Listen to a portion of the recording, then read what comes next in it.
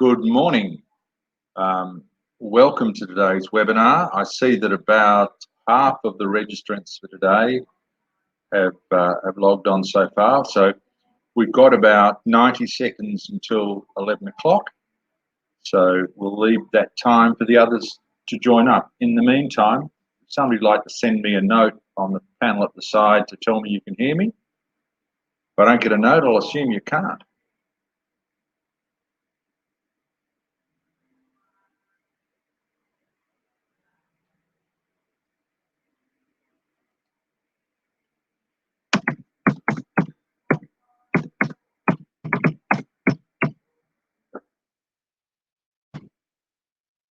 Okay, so if somebody could tell me if they could hear me now. Good stuff. Thank you very much to Nadia and Tully. We'll get started in about 60 seconds. I'm glad it's settled, Meredith. Thanks. Right, Wilfred, that's all good. All good. We're just about ready to fire away. Thanks, Meredith.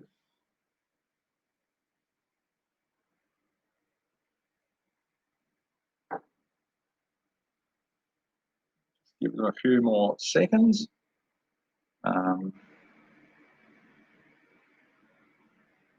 Yeah, we're getting up there now. It's starting to come on. We're ready to go. So it's 11 o'clock. So let's get started on today's webinar on building your brand cost effectively with social media. Make social media work for you like never before. Big promise. I hope I can deliver. It'll be about 45 minutes today. And there's a column there in which if you've got any burning questions, you can ask them. Otherwise, I will be sending a copy of the presentation to everyone who is registered for the webinar today. So you'll get a video copy of it. And it will include an email address to which you can send any questions, queries, or anything else you might have, along with my email, my telephone number if you need to call me. So let's make a start. So today's webinar is sponsored by johnc Strategic Advisory, DQ Australia, and of course your very own local government professionals. And I thank the local government professionals very much for their ongoing support. My name's John Carlson.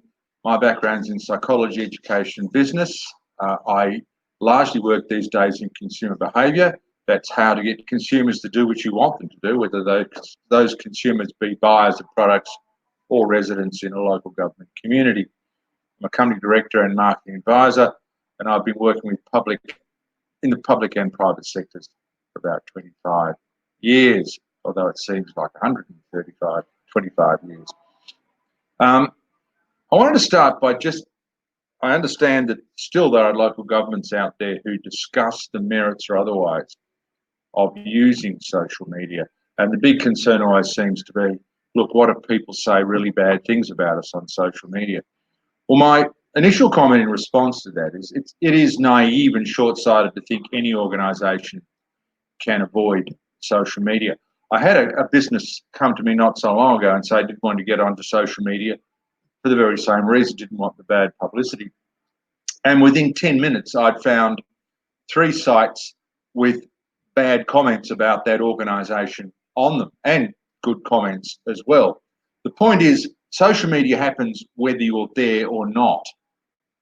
There are people saying good things and bad things about you now. They're saying them personally, they're saying them on social media, they're saying them at functions, they're saying them in speeches, they're saying them in letters, they're saying them in newspapers. These things are being said now. The thing that having a social media channel gives you, or a social media presence, is the capacity to know what they're saying and respond quickly. That's the key to it. If there are bad things being said about you, they're being said on Facebook pages, on Twitter, on all of those medium now.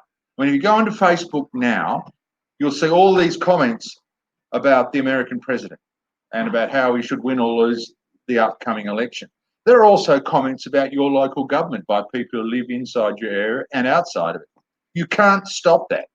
But by being involved in social media, by having your own Facebook page, your own Twitter account, what tends to happen is people copy you in on anything they're saying. They make sure you become aware of it. And if you're aware of it, you can respond to it, either by changing something within your organisation or simply by saying your comments are recognised, they're understood, but they're wrong, and these are the reasons why they're wrong. So you know what's being said and you have the opportunity to respond. It is naive in the extreme to think that anybody can avoid social media in 2020. Test me on that if you don't agree. So today I want to talk about 5 things. What is a brand? I won't spend too much time on that, but I think it's important that we all agree on what the term is. Why bother with branding? The comment has been made to me many times, certainly by local governments. Why should we worry about branding? You know, we have our residents, we provide the services to their residents. They know what we offer. Why would we need a brand? Why would we need to invest in creating a brand or reputation out there?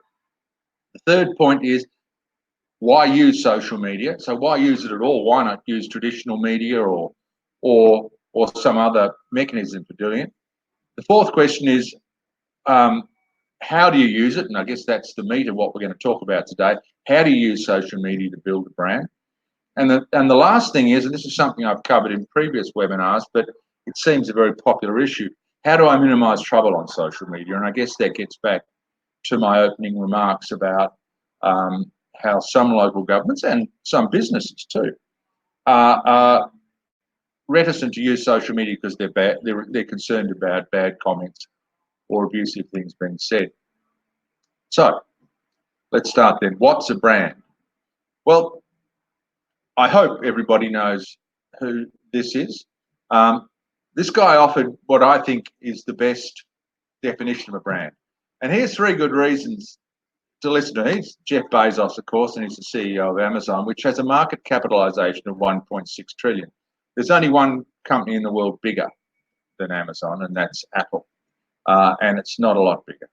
The value of the Amazon brand at the time, the most recent report when I wrote this presentation, which was about 3 weeks ago, was 220 billion. The valuation I saw yesterday was 300 billion. So what they're saying there is the brand, if you sold the brand, just the name, the logo, and the image that goes around that brand, it'd be worth $300 billion. That's an example in the private sector, a public company, but the private sector, on just how important brand is. And just for your interest, through this exercise, Jeff Bezos has built himself a fortune of $176 billion. It's hard to imagine and reconcile. But he's a good guy for defining this term, and this is his definition of brand. A brand is what people say about you when you're not in the room. It's a very simple, straightforward. It gets rid of that distinction between brand and reputation. Basically, your brand is what people say about you. And in your case, I guess it's about what residents say about you. It's what developers that you work with, what local businesses say about you. Whatever they say about you, that is your brand. And of course, in that, there's 2 brands implicit in that. One is your optimal brand, that is what you want them to say. And the second is your actual brand, that is what they are saying. And we need to recognise that your brand is what they are saying. The process of branding is making sure that what they say is what you want them to say. It's creating the image, the reputation that you want them to have. But your brand is essentially what they are saying now. And what we'd use social media for in an exercise like branding is to take them from what they're saying now to what you want them to say. So if they say, for example, that your local government is moderately responsive and you want to be seen as being very responsive, well, the purpose of the branding process is to change the image from moderately responsive to very responsive. A brand is what people say about you when you're not in the room. Branding is the process of bridging the gap between the optimal, what you want them to say, and the actual, what they are saying. And that's all I'll say about the definition of brand, but it's a good one to keep in mind because I think it's the only definition that matters. The only thing that matters is what people say about you in the room. In fact, the only thing that really matters is what your target audiences say about you when you're not there. And that is your residents, your councillors, your local businesses, perhaps the state government, perhaps finance organisations that you work with or whatever. But it's really only the people you care about, the people that matter to you. It's what they say about you that matters most. Why bother with branding? Well, there's two very good reasons. Quite apart from the commercial reasons, even in the local government context, branding has a fundamental impact on two things: performance and productivity, and I'll show you why. In terms of performance, a brand, if the brand is optimal, then there's greater engagement from the community. They will be more inclined to participate in the events, in the projects, in the surveys, in whatever else you're doing. If the brand, if the community feel engaged with your brand, feel that you stand for what they want you to stand for, then they'll be much more cooperative in terms of participation, in terms of getting involved in things you want them to get involved in. The second point is that it affects the support and advocacy. That is, will people actively protest against you when something controversial happens, or will they support you? Will they initially think that the local government is on their side, or will they start by thinking that the local government is not on their side? And if you have, for example, a controversial development, will people start by saying, this is that council doing it all over again, they're doing the wrong thing? Or will they start by saying, well, let's give them the benefit of the doubt. They're a good council, they're a responsible council, they're doing the right thing. Let's support them, at least until we get more information or until we see indicators to the contrary. So it's about getting people on side. And the third thing is about investment and activity.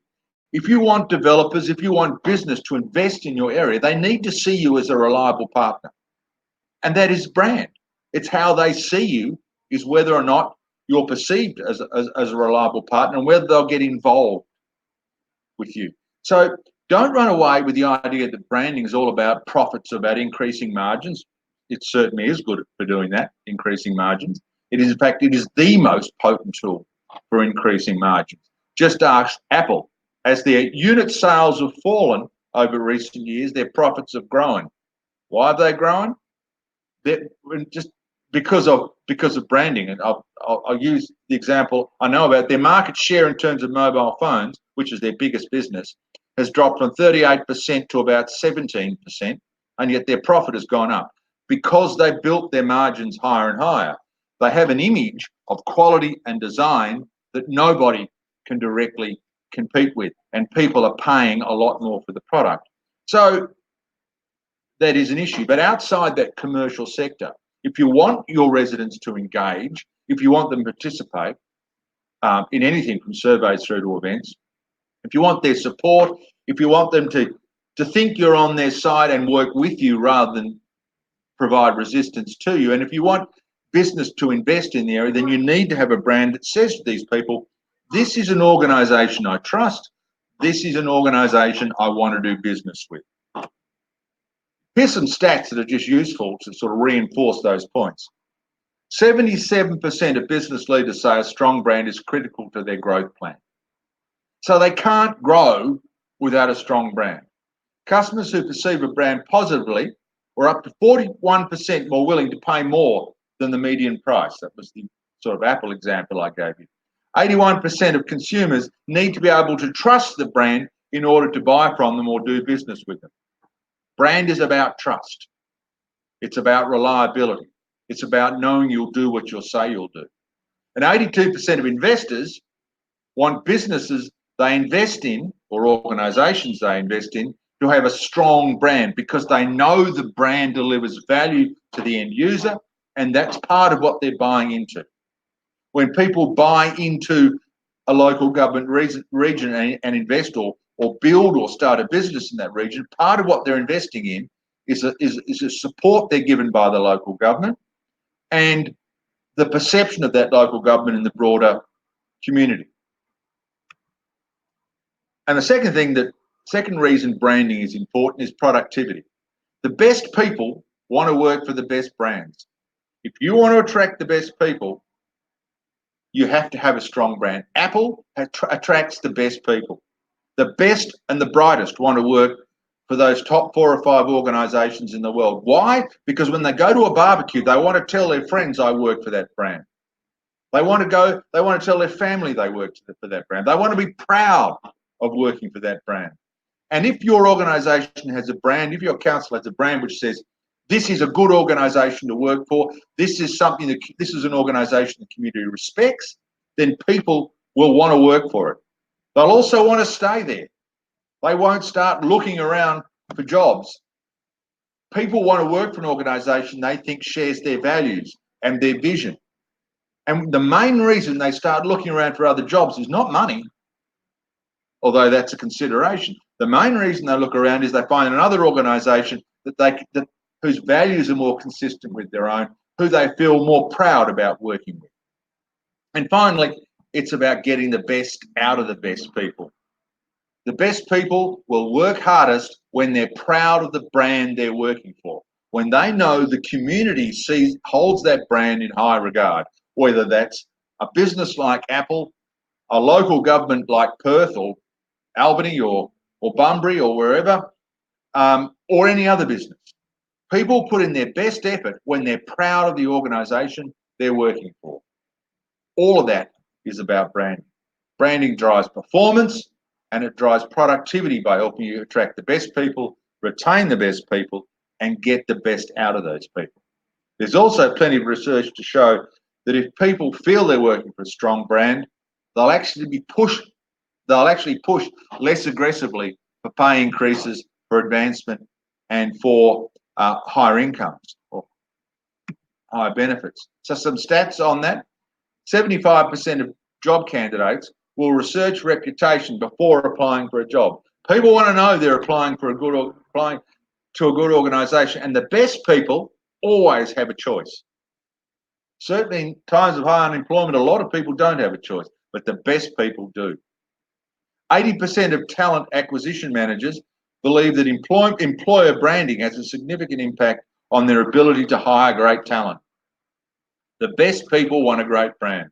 And finally, 92% of people will consider changing jobs if offered a job with a business with a superior reputation and a stronger employer branding, reduces staff turnover by 28%. I think there's a couple of points there. The employer branding reduces staff, the last one is a point in its own right. It reduces staff turnover by 28%. So the point is you'll retain staff better if they feel they're working for a strong brand. So why use social media? There are lots of ways you can build a brand. You can run ads, you can run TV ads. If you've got the budget, you can put billboards, posters, brochures, annual reports. You can do all of these things, and all of them have a role. But why use social media? And more organisations are using nothing but social media to build their brand. And my view on local government is that social media offers the best avenue other than personal face-to-face contact to build your personal brand. The fact of the matter is people don't read printed newsletters anymore. People don't read printed annual reports anymore. People don't read all these documents they're sent, but they do engage on social media. A frightening stat, 60% of people now get their news from social media. That's how important social media is to people. So there are 3 reasons why you should use social media to build your brand. It is the media that consumers and business use. And I'll show you some stats that'll drive that home.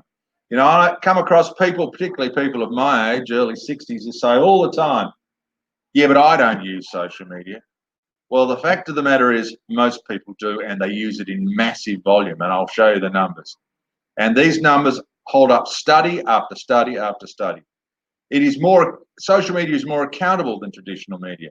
When you run an ad on TV, you have no idea what impact it had. You don't even have any idea how many people saw it. If you run an ad in the newspaper, you don't know how many people saw it. If you put a billboard up, you don't know how many people saw it. You've got estimates, but you don't actually know how many people saw it. In social media, you know exactly how many people saw it. It is more cost effective than traditional media, and I'll show you some numbers on that. But time and time again now, studies are showing that social media is much more cost effective for building a brand or indeed for communicating with audiences in general than traditional media. So let's just run through those 3 points. On the use of Facebook, 16 million Australians are active on social media each and every month, 16 million out of 25. And that doesn't allow for old, really old, the infirmed and children. So you take those out of the 24 million that are in the country, 90% of people are using social media. YouTube, 15 million unique users in Australia each month. So 15 million unique visitors or users of YouTube each month. 80% of all content put online these days is video. Video is becoming more and more important. 9 million Instagram monthly users in Australia. Now, bear in mind, a lot of this 9 million and the 15 and the 16 are the same people, so they're using more than one avenue. 7 million active WhatsApp users in Australia each month, and 6.4 million active users of Snapchat each month. And I know somebody's going to say to me, I never use that Snapchat, I never use WhatsApp. Well, I don't either. But I do use Instagram, I do use YouTube, I'm sure we all do, and I do use Facebook in a limited way, but I do use them.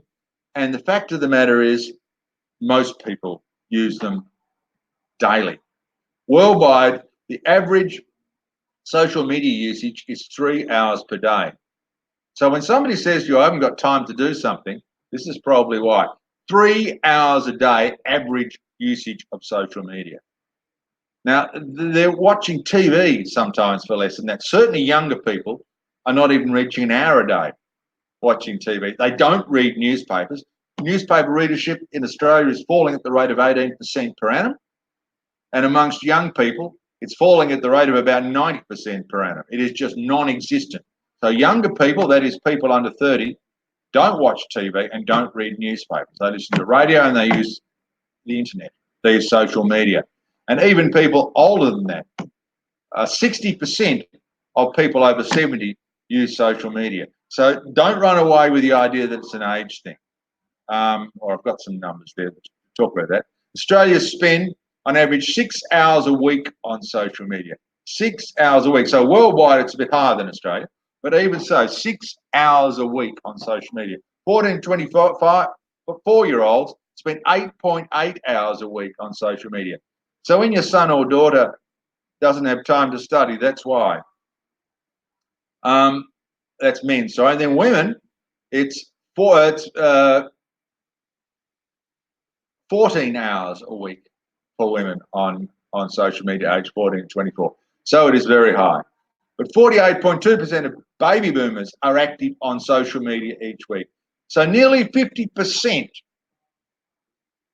are active on social media every week. So don't, and nearly 50% are active every week, and 60% are on social media. So don't run away with this daft concept that older people don't use social media. That is simply not true. And their decline in the usage of newspapers is high amongst older people as well. And if you think community newspapers are different, you're wrong. The decline in the readership of community newspapers is staggeringly fast. Some more stats just quickly. 91% of consumers believe in the power of social media to connect. That's their preferred way of connecting with other people and other organisations.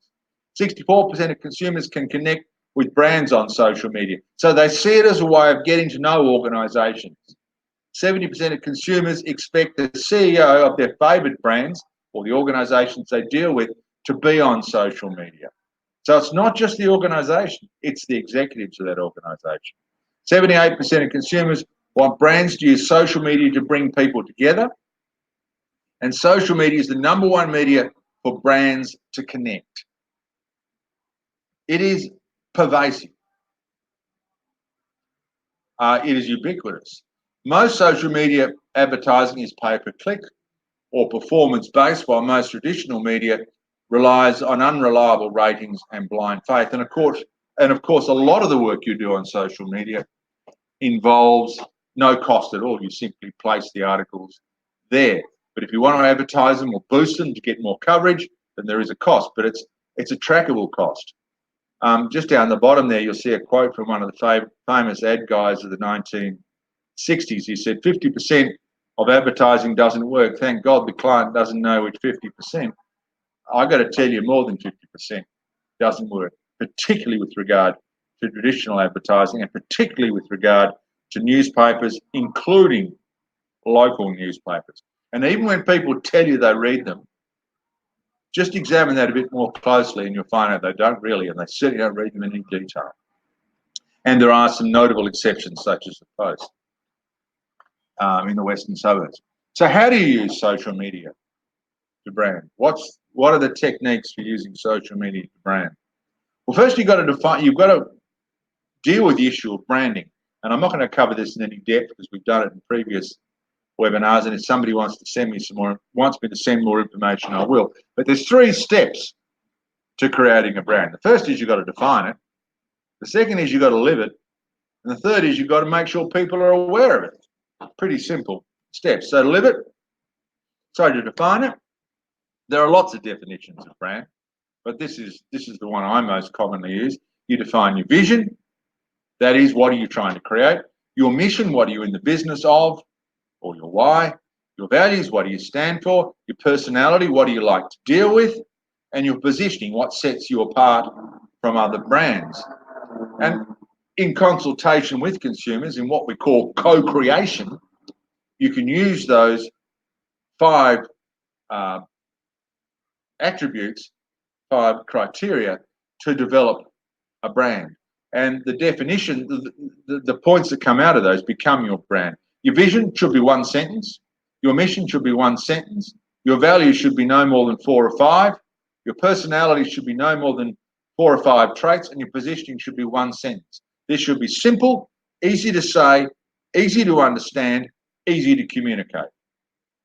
Having said that, you don't actually go then about the process of listing them on your website. That to me is completely naff. If you have a brand, that brand should be evident in everything you write, everything you publish, everything you produce, everything you do. The brand should be apparent from your activities and your communication. It shouldn't be something you need to tell people. And in fact, you should not tell people what your brand is. And if you have to tell people what it is, you're not communicating it in the appropriate way. So it's your activities that communicate the brand, your publications, the way you go about your business, the way you greet customers at the door. And this leads me to the second point. Once you've defined your brand, you've got to live it. There is no point in communicating by social media or by any other media your brand if you don't live it. You create the culture that delivers the brand and walk the talk. So once you've decided what your brand is, your people need to live it day in and day out. Their behaviour needs to demonstrate the brand. The brand should become apparent by the way people deal with them, by the way your people write copy or write video, produce videos, by the way they go about their developments, by the way they interact with their customers. The brand should be evident from those things. And I'll give you a good example. It's not in the local government sector, but I think it's one that people easily relate to. I wrote an article yesterday about Myer. Myer promote its brand. They spend about $10 million a year promoting its brand. But when you walk into the store, does it feel like my store? Does it feel like a place you want to be? Or does it feel like just another shop? Is there something about it that stands out in your mind? Are the staff particularly fantastic?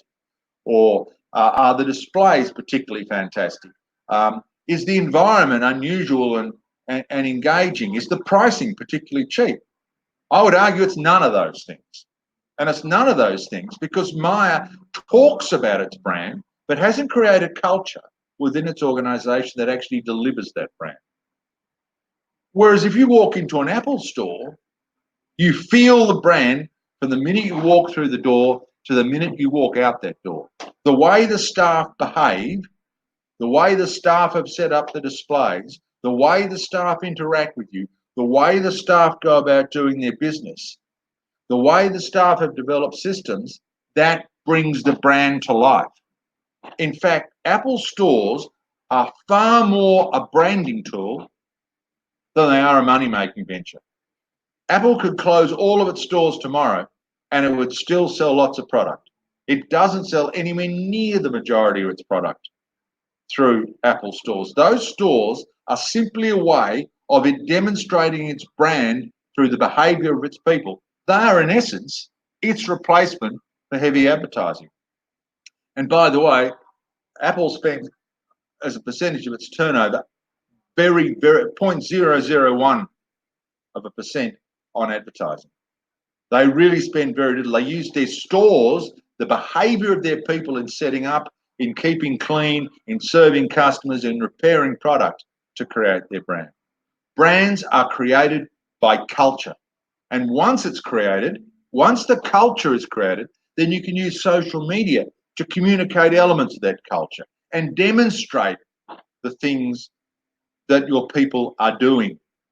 And one of the points I'll make later, but I'll make it again now, is that it's far better to demonstrate a brand than to articulate it. Don't tell people what you are, show people what you are. So use social media to show the activities that the council is involved in, which demonstrate its brand.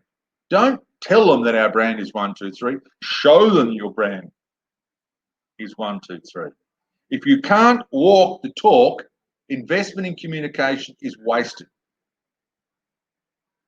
In my view, in a commercial environment at least, the key purpose of the brand is to maximise the lifetime value of a customer. So the ad gets you through the door for the first time, but it is the culture that gets you through the door the second time, gets you to refer, gets you to pay higher margins, gets you to spend more time, to increase your average spend, etc., etc. It is the culture that impacts on your behaviour as a purchaser. So once you've defined it, make sure your staff are aware of it and live it. When I develop a brand for an organisation, one of the exercises we do is we get all the staff in small groups and we get each of them to do an exercise. And that is to write down the 5 behaviours that the brand says you should never do in your job. And next to that, write down the 5 behaviours that the brand says you should always do in your job. And keep those 2 lists with you all the time and make sure you never do the things that you should never do and always do the things you should always do. And in that way, you create a brand even before you look at social media. And certainly you create a brand which is very easy to communicate through social media. If you want to create an impression of your organisation simply using social media or simply using traditional media, you will fail. You'll spend a bomb and you'll get nowhere.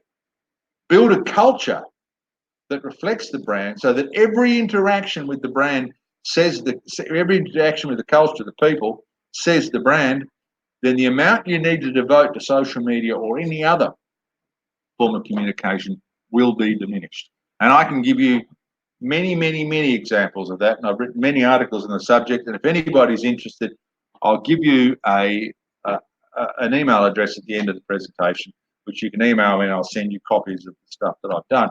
So what I'm suggesting here is that brand and culture are a continuum.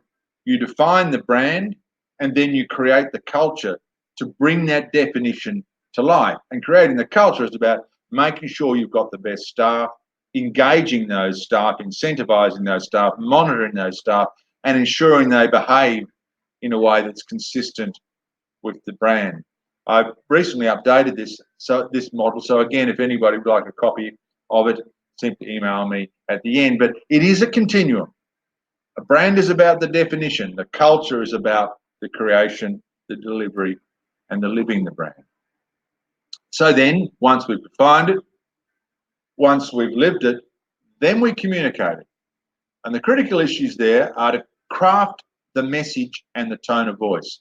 Know exactly what you want to say to reflect the brand and make sure that everything you say, not most things, everything you say in every letter, every ad, every billboard, every newspaper, every press conference, every speech reflects the brand, both in terms of the message and the tone of voice. Identify the optimum channels, and I'll talk quite a bit about this in a moment, but which social media channels are you going to use, or which social media and traditional media channels are you going to use to get the brand out there? And the one thing I'll say about it now is the fewer channels you use, the better. Don't try to be on every social media channel. Pick the ones that are most appropriate for your organisation or your industry, and I'll tell you what they are in a moment, and stick to those. Forget the others. Doesn't matter how popular they get, forget them. Develop and implement a strategy. So don't go about communicating your brand randomly. Build a list of the steps that you're going to take to build that brand, to create that image out in the marketplace. Document a program for delivery to deliver consistently. So one of the biggest problems I find with social media is that people go right at it right at the beginning. They put lots of stuff out every day, and then in a month's time, it's all becoming too hard. Other priorities are coming and other things are happening, and I really can't keep up with it. You're far better to say, my program is that I'm going to publish one piece of good material every day or every 2 days or every week, and do that consistently over time. So you're always doing something. But if the pressure comes on, rather than just dropping it, just have a spread out program in the first place. So pick the 1 or 2 channels you're going to use, and then say, okay, we're going to place one item in each of these channels every second day. And that's the way you're going to build your brand. That's fine. Or it might be every day if you've got the resources, the time, and the effort, and of course something to say. Don't post stuff just for the sake of it. So, and then finally, monitor and fine tune. So you'll notice on Facebook and on LinkedIn and on all of those social media, you can absolutely track how many people are engaging with your material. And if people are not engaging with some of it, then you have a look at it and see if you need to fine tune it. Perhaps ask them whether you need to change the way you're going about it or change the channel. If something is working well for you, then put more emphasis on it, put more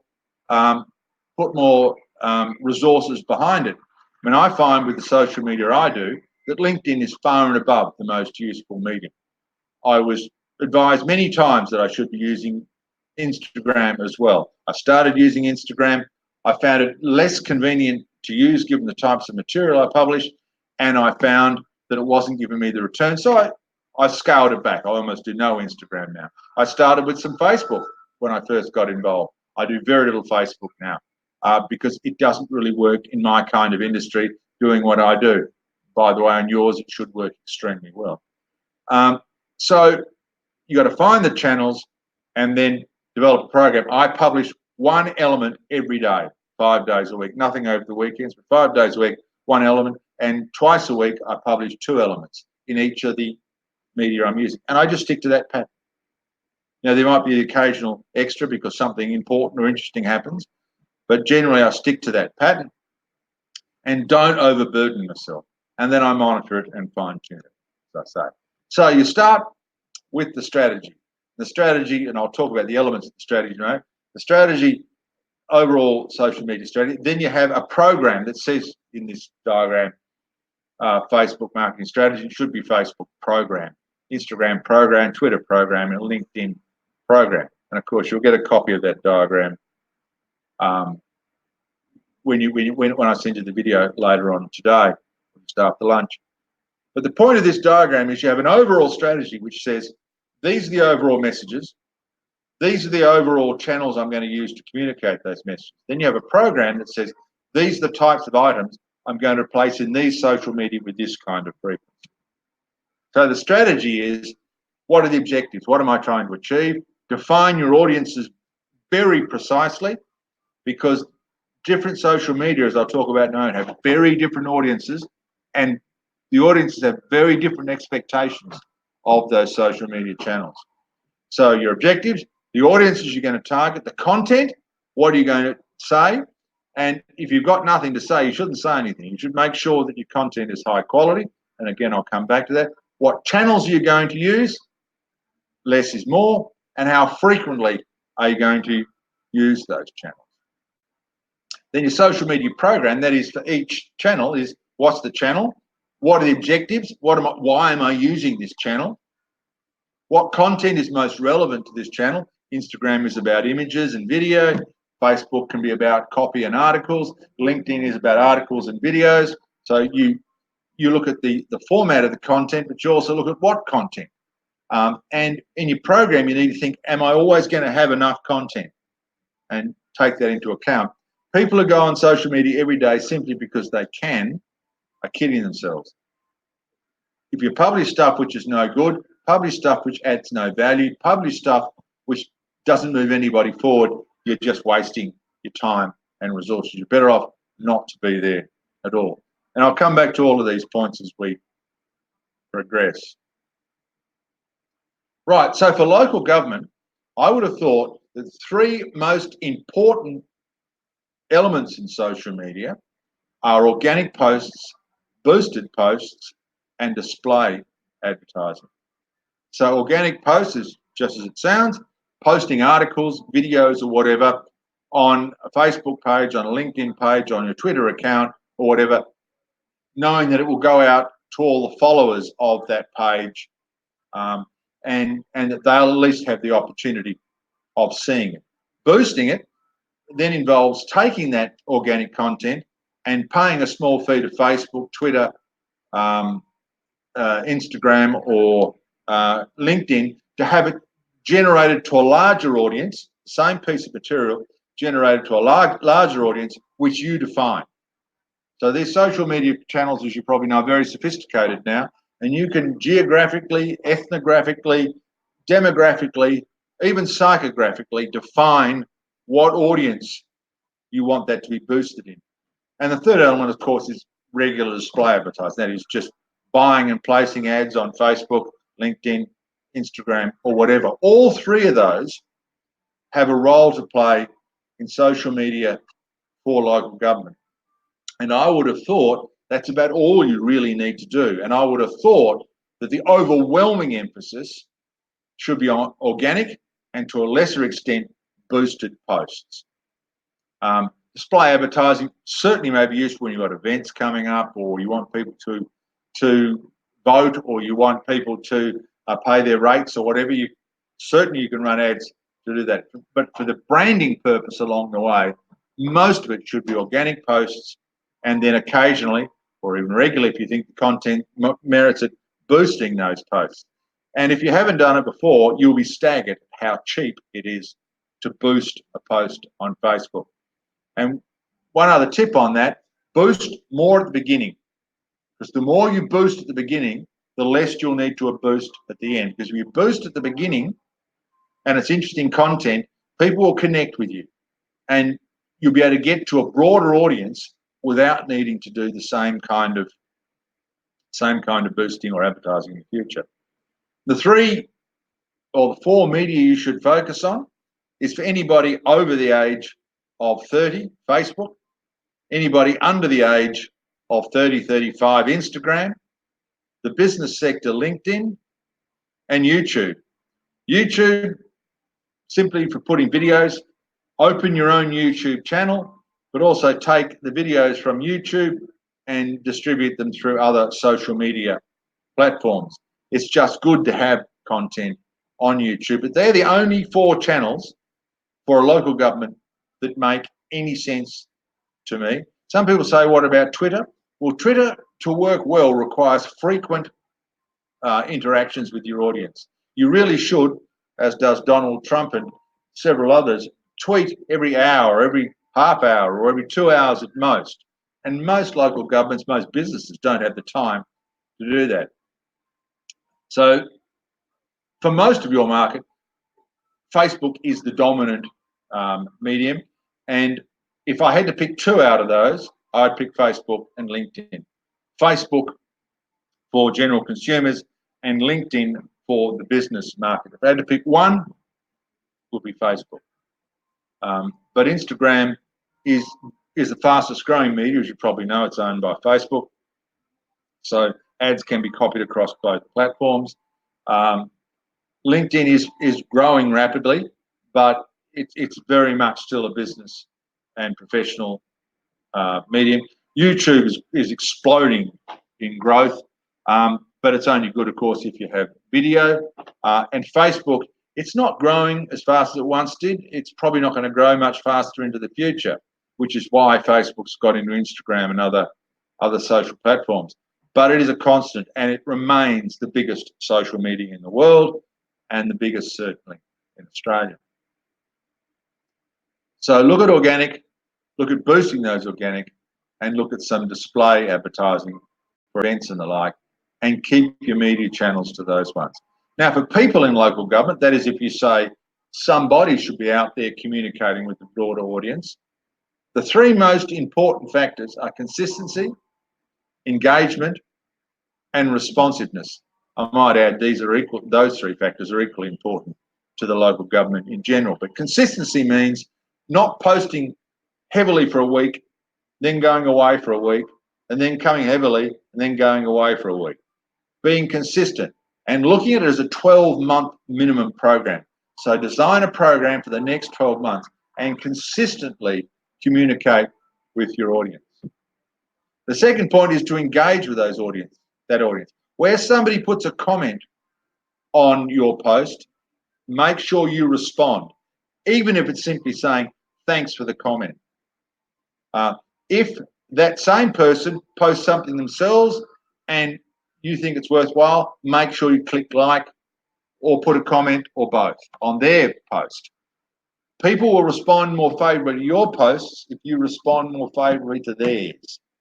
The adrenaline that people get from you responding to their, or the hormone rush they get from seeing people respond to your social media, they want you to respond to theirs and get the same feeling, that excitement that human beings get from responses. I don't understand it, but it's real.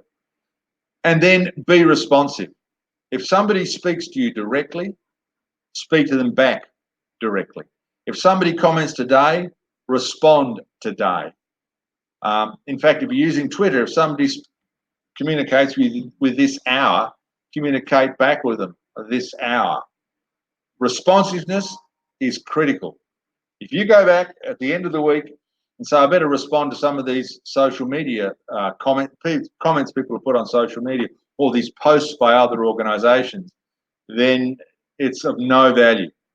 If you go back at the end of the week and say, I'm going to get rid of all of the negative stuff, it's too late. It's got to be done on a consistent basis. You've got to be very responsive, and you've got to engage. Don't let people comment and get away with it. If they comment, get on there and thank them, or make another comment yourself, or at least recognise that they've been there. On a personal level, that is individuals, perhaps the best social media channels are WhatsApp, Twitter, Instagram, and TikTok. TikTok is the fastest growing social media platform in the world. It's a bit like Instagram. It's about photos and images. I don't use it, but it is being used more and more by more and more people of all ages. It's probably not that relevant to local government. Instagram, it's a good personal communication tool. Twitter, it's okay for personal communication because you can do it every hour if you've got the time. But again, if you don't engage regularly, then probably don't use it. And WhatsApp is growing in use because of its security. It is an encrypted app. It's also owned by Facebook, by the way. It's very useful for individual communication, less useful for local government. But just to go back through those points, again, the important ones, Liz, focus on organic, boost it on a regular basis, and advertise where you need to. Be consistent. Make sure you're in there every day or every second day or whatever it is. Don't do a blast and then disappear. Engage with people. Start conversations, have conversations, and be responsive. Don't leave huge delays before you respond. Just another graph indicating that the audience reach of people over 13. Facebook gets to 71% of Australians. And if you take out of there the Australians who are too young or too old, it's going to be up around the 90% or whatever. It is a huge one. And then LinkedIn, but it's a very particular market. Instagram, very high, but growing very fast. Snapchat, Twitter, at the time this graph was done, TikTok wasn't around. Twitter is struggling a bit. I don't think Twitter is a medium of the future. Once Donald Trump stops tweeting, it'll probably fall apart, given that he's got 20 million followers or something. But that sort of gives an indication of the reach of those media. Some critical factors you need to consider when, and I've given you a link there to more detail on these factors, which you'll need to get a copy of the presentation to note down. But time of the, when you're doing social media, important points. Time of the week. Social media works better on a Tuesday and a Thursday for some odd reason than it does some other days. It works better at different times of the day. Generally works better in the morning and later in the evening. This varies by market. And you need to take into account the technology used. Most people now use mobile devices for social media. And again, a lot of people will say to me, I wouldn't use a mobile device for social media. Well, people in their 60s and 70s often don't. But the vast majority of people do. 60% of online purchases now start on a mobile device. It's all about mobile now. And you will see desktops decline in terms of social media engagement in the months and years ahead. So make sure that whatever you do works well on a desktop and on a mobile device. If you go to that site, I've listed there to give you some information on the time of day for your particular audience. But there are times of day and you can test it, and this is something I'd recommend you do. Post at different times of the day and see what sort of responses you get. And the time of the week is also an important consideration. You know, posting at dinner time on a Sunday is not good. Doesn't work. Posting in the evening on a Saturday is not good. Posting in the evening on a Friday is not good. And there are other times of the week. Tuesday morning, for most markets, is the best day of the week. Why that is, I'm not sure, but that's what the data shows. And of course, it's an easy thing to measure. Okay, some critical actions if you're going to use social media for, and I'm conscious of time now. I try to jam a lot into these webinars. I hope it's not too much. Critical factors when using social media. Focus on fewer messages. Don't try to get hundreds of messages out there. Focus on a few messages that really say what you want them to say. Focus on a few channels. Pick one or two social media channels to start with, and really never build it above 3, perhaps. Integrate your organic and inorganic. So if you're, and of course your traditional and non-traditional, make sure the message on your organic posts is consistent with the messaging in your advertising. Make sure the messaging in your traditional advertising is consistent with the messaging in your social media. Monitor assiduously. I can't emphasize that enough. Look at what works and change your strategy accordingly. There is a lot of suck and see in this, but at least with social media, you have the data which makes suck and see easily, and respond quickly and engagingly, a point I've spoken about before. But in social media, less is more, at least to a point. If you're so less you're not doing it, that's not so good. But if you want to post one thing a day, so long as it's not Twitter, that's probably adequate. And if your only message is, this is what we're doing in the community at the moment, that may be adequate. There's no reason to try and get every message out there every day. Less is more. Some tips. Quality content is king. The reality is, if you're printing rubbish content, then people won't read it. Or they might read it once, they won't read it again. Print stuff they want to hear about. Video is essential. And I'm not talking about Hollywood productions. Pick up the mobile phone, talk directly at the mobile phone, and then send it to email immediately. That's how Instagram is designed to work, and that works. There is no expectation that all video is going to be of a very high quality. Even if you don't use your mobile phone, setting up a simple camera and just filming something in-house, Buy a simple editing suite. They cost you about $30 a month for the software. You just cut out the bits you don't like, paste it together, and bingo, you're online in half an hour. So it doesn't have to be expensive. We're not talking about Hollywood productions. Interactivity is increasingly important. Interactive content, that is content where people have to fill in a form, answer a quiz, put in their age, vote, or where there's virtual reality or augmented reality. All of those kind of dynamic interactive contents increase engagement enormously, and will increase the likelihood that people listen to, read about, and remember what you say. Stick with core channels. Don't every now and again drop something into another channel. There's no merit in that. Stick with the channels that work for you. Demonstrate ahead of articulate. So if you're saying we're a socially conscious local government, don't tell people we're a socially conscious local government. Post photographs of activities you're doing which demonstrate social consciousness. If you're a road building local government, don't tell people you're a road building local government. Show them the roads that are being built. If you're a local government that places a lot of emphasis on community events, don't tell them about the community events, or you might need to do that as well. But most importantly, post images of the events with a story around them. Demonstrate more than articulate.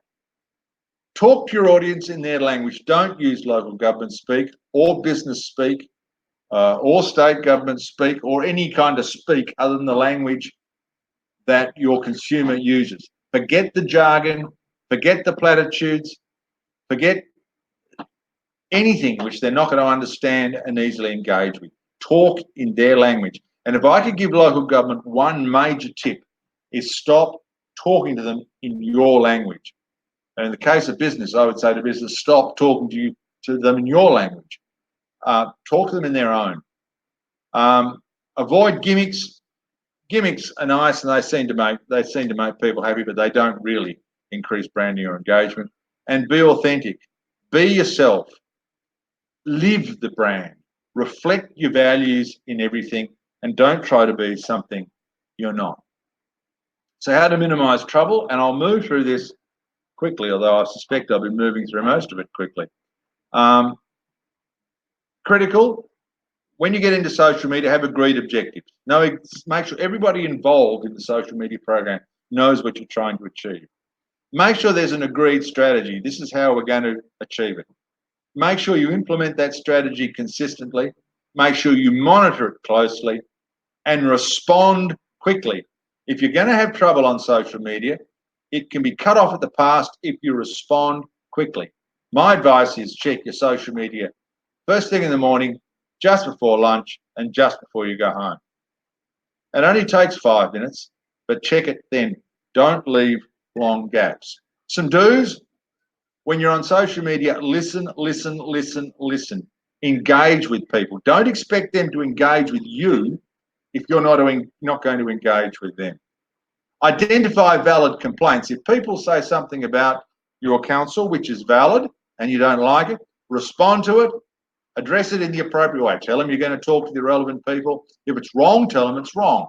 But don't avoid complaints, but do identify trolls, and I'll talk about them again in a moment. Act strategically and transparently. Don't go into a debate on social media without the long-term view in mind, and be transparent. Put all your cards on the table from the beginning. Take responsibility. If you're screwed up, you're screwed up. If the council did the wrong thing, it did the wrong thing. If an individual did the wrong thing, they did the wrong thing. Don't try to skirt around that, because social media will trip you up. Offer simple, logical responses. Don't offer long diatribes. Don't go into detail. Just respond simply, honestly, transparently, and logically. Act proactively and quickly. I keep harping on that point, but it's important. Don't be slow. Humanize your communication. Don't write like a robot. Don't write like a technocrat. Humanize it. Centralize your communication. Don't have 20 different people contributing to social media through your organisation. The fewer people, the better. That's how you coordinate the message and don't get yourself into trouble. And if there is an issue on social media, take it offline. If somebody comes on and says the council screwed this up and starts hurling abuse, firstly, respond to it in an appropriate manner. Then online, suggest that you call them to discuss it personally. There's no better way to kill a social media debate than to have a personal discussion. And if it's a group of people making the negative stuff, a public meeting is a very powerful way of shutting down social media. Some don'ts: don't hide stuff, because social media will find you out. Whether you've actually got your own social media channel or not, it will find you out. Don't make cosmetic mistakes, so proofread everything and check everything and make sure it's right. Silly errors can get you into strife with no good reason. Don't be defensive. Stay on the front foot always. As I say, if you did something that was inappropriate or the market didn't like, tell them, admit it, but don't be defensive. Say, yes, that's fine, that happened. We're addressing that now. This is our steps going forward. Don't delete negative comments. Just because somebody comes on and says they don't like you, that's not a reason to delete it. And if you do, you'll lose followers instantly. That will destroy your credibility in a heartbeat. Don't delete negative comments. Delete abusive comments.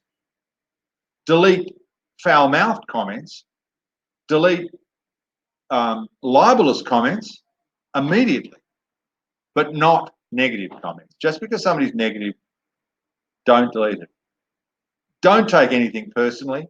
As you know from email, when people make comments through electronic media, they'll say things they'd never say face to face. Don't take it personally. Don't play the man or the woman. Play the issue always. Engage with those that are being abusive, but take the high ground. Don't engage in the abuse. Just recognise their valid comments and ask them to tone it down. And don't get into a fight with a troll. Now, I'll just say a little bit about trolls before we start to wind up. You should engage all players, all people on the internet or on your social media with care initially. You don't know who the trolls are initially, and it's very important to identify them when you can. Offer logical, crafted responses. Now, if the person is not a troll, when you offer a logical, crafted response, they'll generally accept it or come back with another crafted, logical response. If, however, they are a troll, they'll come back with abuse or with another ridiculous angle. That's when you know that it's a troll. And if they do, the golden rule is starve them of oxygen. Don't respond, don't engage. Don't take off their comments unless they're abusive or whatever, but don't engage, don't respond, and they will go away. Make sure everybody feels heard, even the trolls. Make sure they feel heard, but avoid arguing with them. State the facts. Identify the trolls, as I said before, and then deprive them of oxygen. A troll is easy to find. Somebody who's always got something else to say, something more negative to say. Often they don't even live in your local government area. Often they don't even have a relationship with your local government. But the easiest way to pick them is they keep coming up with different, more negative stuff, and they don't listen to what you're saying or don't read carefully what you're saying. They're the ones to starve of oxygen. And of course, delete negative, or don't delete offensive, not negative comments. In summary, understand what people say when you are not in the room, because that's your brand. It's not what your council would like it to be. It's what the community says it is. Prioritise accountable social media over faith-based traditional media. Social media is accountable. Focus on fewer messages and fewer media. Develop, implement, monitor, and fine-tune. That's the way your strategy should work. The great thing about the internet is you can always make changes relatively easily. Have a process for dealing with troublemakers, and I've talked a bit about that. And don't try to avoid social media, because you can't. Your help. I'm going to give you, there's an email address there, and I'm going to give you another email address. I'll give you the email address again at the end of the presentation. But if anybody, or just a few of you, could take the time just to shoot me an email and say, or even in the column there that's on the side of the screen, What might have made this webinar more helpful? If you could think of just one thing that might have made the webinar more helpful to you, I'd love to know it. What other marketing or communication topics would you like to hear about? What other things can I do a webinar on for you? And it's interesting, we've done about 10 of these webinars now. We always get 40, 50, 60, 70, even 100 people at them. But very few people ever make an inquiry for more information or for help or whatever. I'd just like some thoughts on why that might be. I'm not looking for a flood of things, but I'd just like to know, is it because the content's not ideal? Is it because it's not practical enough? What are the reasons that you think people may not be coming back to us and say, can you give us a hand with this, or can you give us some more advice?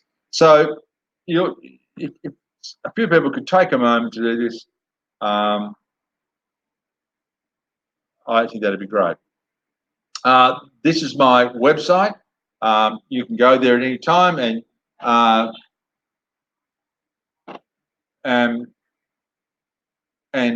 find out some more about these issues. The next topic, which is in 2 months' time, which is October, maximising the lifetime value of your customer.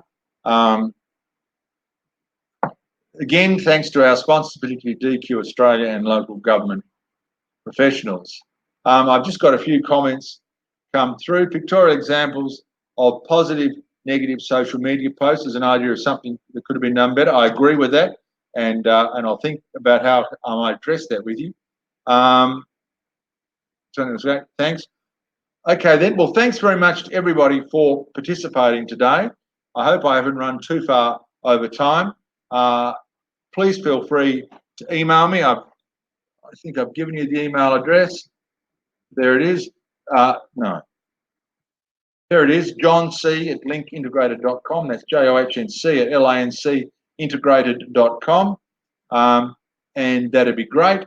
Otherwise, I'll see you at the next webinar. You'll receive a copy of this before today is out. And people who have asked specific questions, I'll try to answer those questions in the response that I send with this webinar copy.